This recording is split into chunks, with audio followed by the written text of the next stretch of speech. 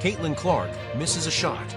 Just one missed attempt, the kind that happens to every player in this league, every night, several times during a game, regardless of how talented they may be. Yet before the ball even touches the floor, before she has a chance to get back and get set defensively, Stephanie White is already signaling for her to head to the bench. Caitlin Clark can be as great as anybody. She can be Michael Jordan, Tom Brady, Patrick Mahomes. She can be anybody. As long as she got Hey Arnold over there as a coach, Mr. Crab's daughter over there as a coach, and as long as she got that ball hog on her team that's messing up the whole team chemistry, we gonna keep losing, and we not winning the championship. So as long as that coach is over there, and as long as that ball hog keep doing the same thing she doing, Indiana Fever fans, Caitlin fans, y'all may as well get championships out of y'all heads. It's not happening. Listen, if Stephanie White keeps doing that gimmick she has going on over there, being weird, we are not winning anything. We'll be lucky to make it out of the first. This wasn't a timeout, a dead ball, or a natural break in play, where a coach quietly makes a routine substitution late in the quarter. This happened instantly. One missed shot, an immediate substitution, and Caitlin Clark was heading straight to the sideline, while the New York Liberty continued playing without even a brief interruption. Fever fans watching the game picked up on it right away because this no longer appears to be an isolated coaching decision. It's starting to look like a genuine pattern, and now it has happened in back-to-back games against two completely different opponents. There's a tweet circulating right now that perfectly captures what everyone watching the game seemed to feel in that exact moment. I want to read it because honestly, it expresses the situation better than I could myself. The Indiana Fever have somehow found a way to make Caitlin Clark look like a role player. It's honestly unbelievable. Just 2 assists in the first half. And it certainly isn't because she suddenly lost her ability to create for others. For the second straight game, the ball has been kept out of her hands. On far too many possessions, Clark is standing away from the action or waiting in the corner while Indiana attempts to generate offense somewhere else. Why? I'm not going to act like I know the exact reason behind it, but I do know one thing.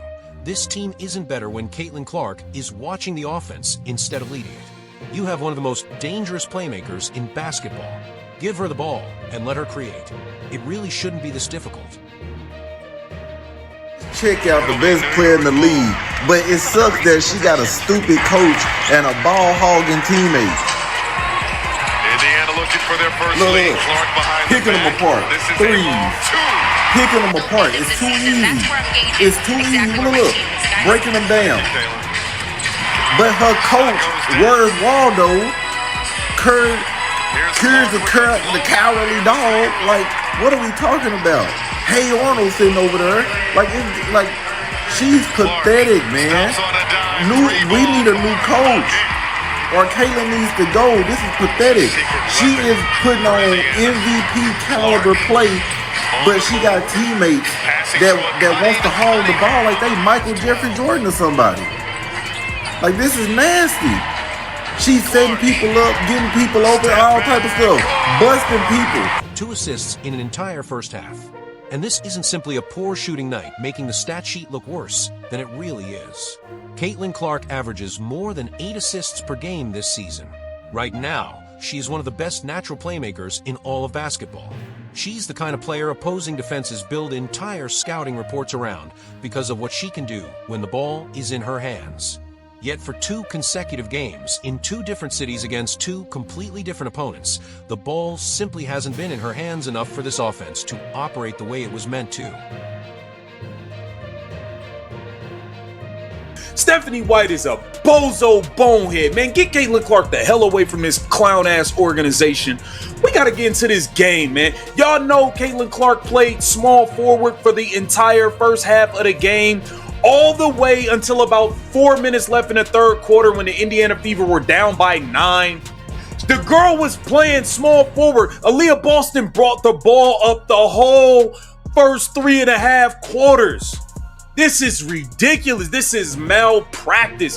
Stephanie White should be fired immediately. If you pay attention to where Clark is positioned when Indiana gets into its half-court offense, she isn't standing at the top of the key to initiate the action.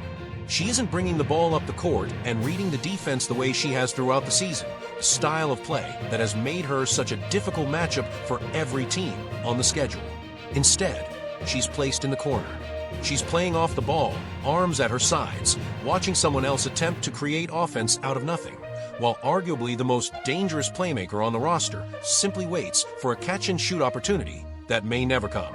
That's not a strategic adjustment. That's a talented player being pushed to the background within her own offense, even while she's technically still on the court in uniform. One more time. Sometimes you gotta let them go do things that you're going, that's not a real good idea right now. Right? Because if you start to harness greatness, then they start to second guess what you want them to do.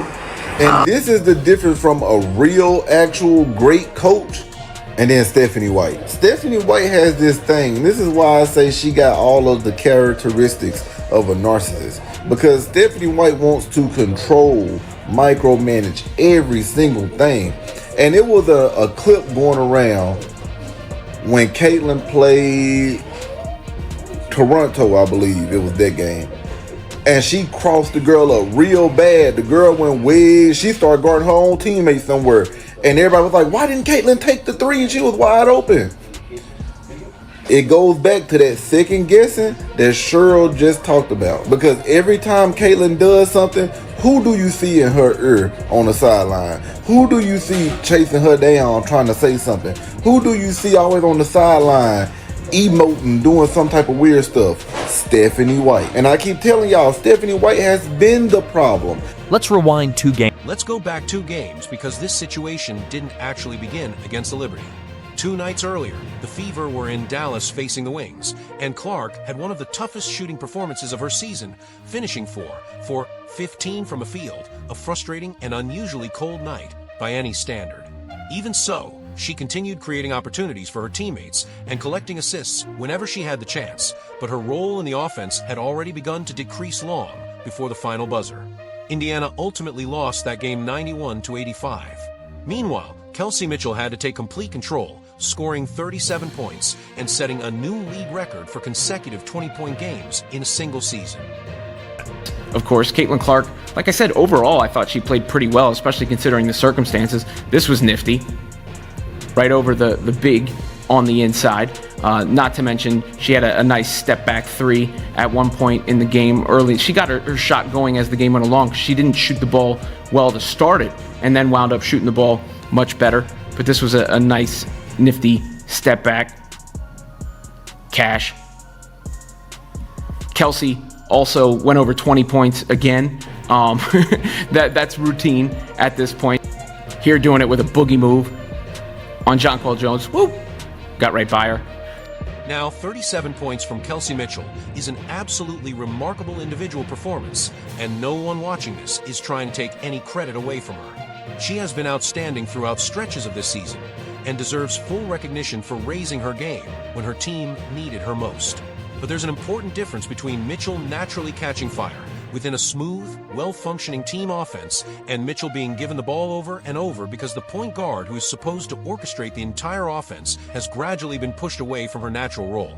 When Caitlin Clark isn't initiating possessions in the way she was built to, the offense doesn't simply lose another scoring option. It loses its rhythm, its tempo, and its ability to create advantages before the defense has even had time to get fully organized in the half court. And that's exactly what has happened during these last 2 games. The evidence shows up on the stat sheet every single time. Look at this. Look, pass the ball, pass the ball, pass the ball. Look, Caitlin wide open, clank, pathetic. Well, let's watch it again one more time. Look, Caitlin's wide open, nobody's on her. Look, this is pathetic. Yes, a rant is coming. Who does we have as a coach? Where is our coach? Because apparently she missing. This is pathetic. This is probably the worst job I've ever seen a coach do. And then, let's just listen. When the fans booed her, why did y'all stop? She literally deserved that. Y'all literally should start booing again. Why are you hating on Caitlin Clark? How you hating on the best player on the team and anybody else can do something, you fine with it. Caitlin do something, you all over throwing a hissy fit like a toddler. Like, grow up. Like, this also isn't the first time Stephanie White has made a questionable in-game decision involving Clark's role on the team.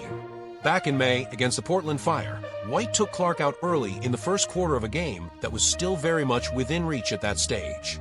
Indiana eventually lost by 16 points, and that result looked even more concerning when you considered the timing of the substitution. After the game, White explained that the decision was about managing Clark's workload because of her ongoing back concerns. Taken by itself, that's a perfectly reasonable explanation for a coach to give.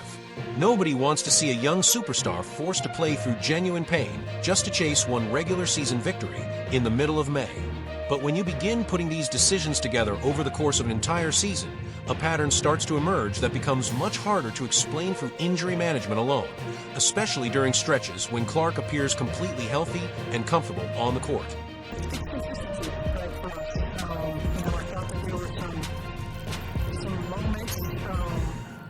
I know we made them uncomfortable. Not enough. When we were up into the ball freshman, I thought we got really good things on the defensive end. And then the last practice across fouls, free throw practice that allowed offensive rebound practice that allowed, soft switches into cuts. Practice on the offensive end where people really need the ball. We didn't find the right play, we didn't find the right pass. Look, if you think if you get to the 1% points, and you make your free throws, but more than anything, I think this is just an opportunity for us to keep learning, how much of a sense of urgency you have to play with every single possession. This is playoff basketball right now. It's playoff basketball, and there has to be an urgency every single possession. After the loss to the Liberty, White spoke to reporters about the same things coaches often mention in these situations: rotations, proper offensive spacing, moving the ball effectively, and making sure everyone on the roster gets opportunities to touch it. Those all sound like perfectly reasonable points to make during a post-game press conference. But reasonable explanations at the podium don't change what fans watched unfold on the court in real time. You can talk about ball movement and sharing possessions all you want, but that still doesn't explain 2 assists in an entire half from the best natural passer on the roster.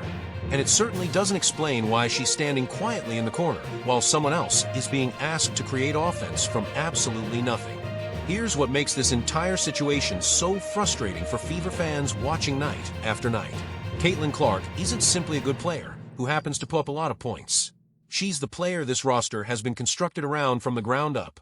She's the one every opposing coaching staff prepares for before each game. She's the player who can draw double teams as soon as she crosses half court, force help defenders to abandon shooters on the perimeter, and create the spacing that makes everyone else's job dramatically easier simply by having the ball in her hands.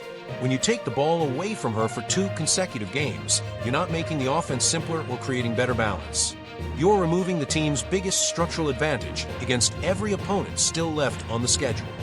This is ridiculous. Caitlin Clark forced the jack-up shots in the first 5 seconds of the shot clock because she knows, God forbid, if she passes the ball to anybody, it's impossible for her to get the ball back at any point in a given possession. It's ridiculous. Bro, Stephanie White played Aaliyah Boston at point guard for 3.5 quarters. I'm ready to lose my mind, bro. We got the best point guard in the league. Why is our center playing point guard?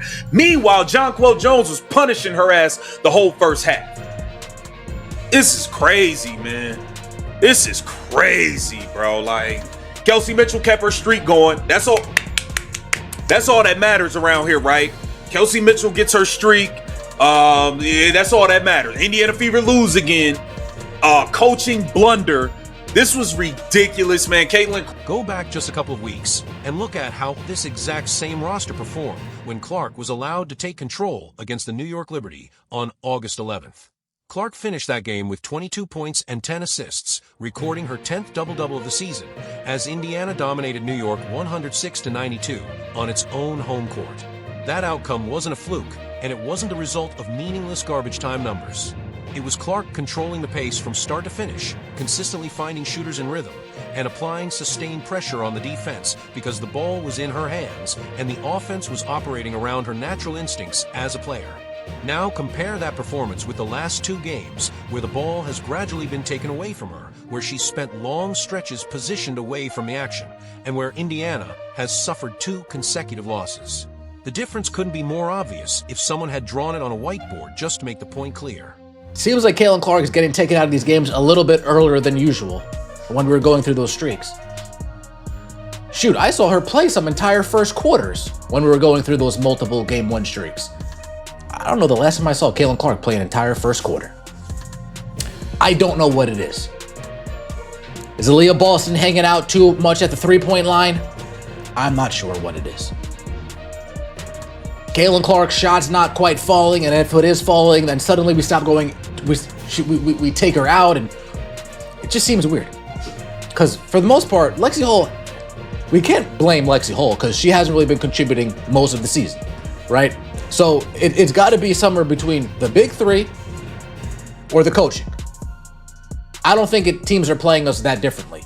Although the New York Liberty do give us more pressure than previous opponents, I think it's an internal issue, something with the team and the coaching staff, more than it is the opponents making us do things. And to be clear, this isn't simply fans trying to draw conclusions from one viral tweet.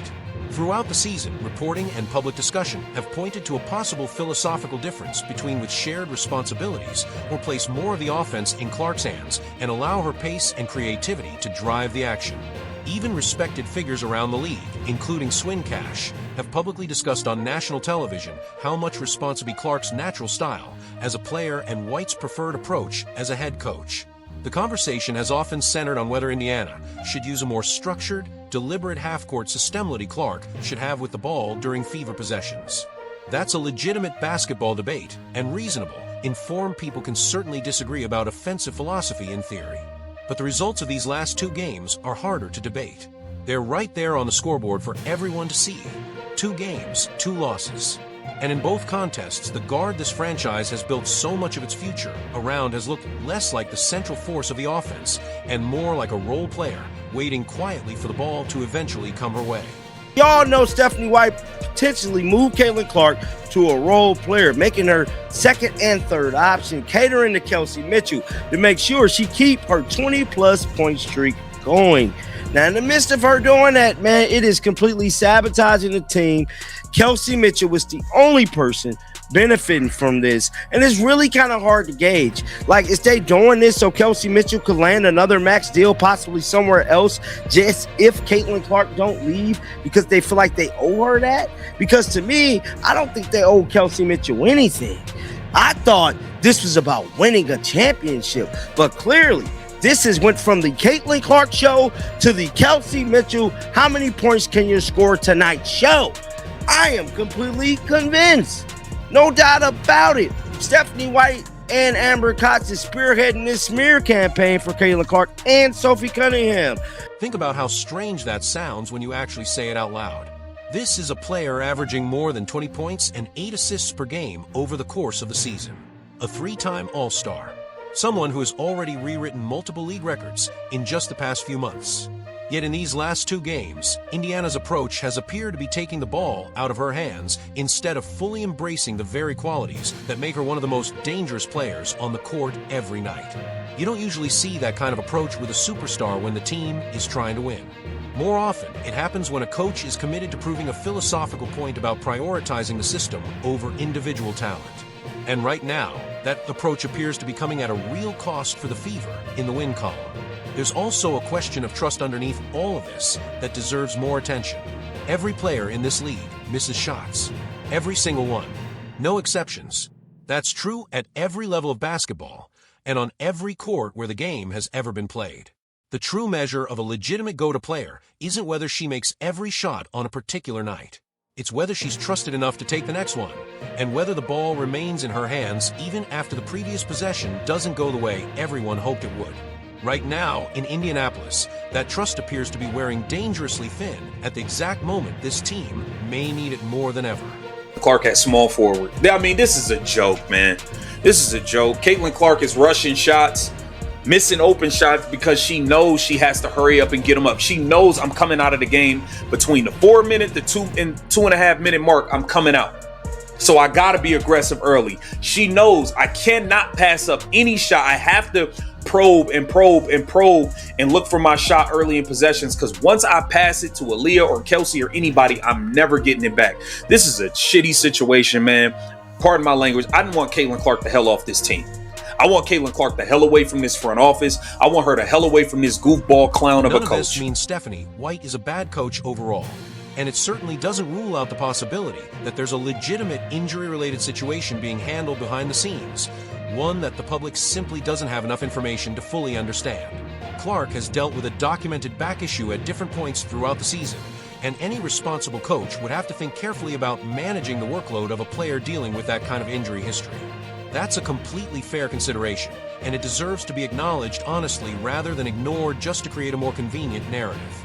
But even if you give the coaching staff every possible benefit of the doubt, recording only 2 assists in an entire half isn't automatically explained by workload management. Spending possession after possession standing in the corner isn't simply an injury precaution either. That's a fundamentally different role. And it's a role being assigned to a player who has spent her entire career, dating back to college, repeatedly proving that she was never meant to be limited to a smaller one. Absolutely sick of it. We go full first half, ISOing all day, no teamwork, slow basketball, the ball not moving around. I mean, it's ridiculous work what we're doing out here. Then we get to the closing side of the game. AB going up with a contested shot. I mean, I don't know what she was throwing up at the end. Caitlin Clark throwing up a contested shot. I don't know what she had going on with this ISO stuff. Why are we ISOing when we just saw evidence that if we run the pick and roll, we can get a good look. We can get a good look, right? The entire first half was nasty work. ISO this, ISO that. I mean, my eyes felt like somebody dropped lemon drops in them, dog. It was hurting me watching that game. It was hurting me, fam.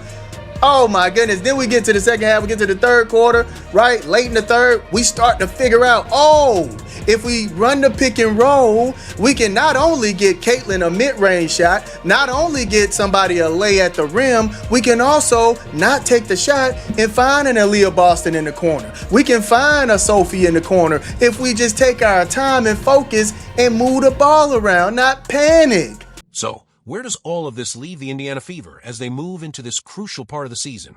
The record now shows 2 consecutive losses. Their superstar is being used less like the central force of the offense and more like a supporting piece in a system that doesn't appear to function at its best without her taking control.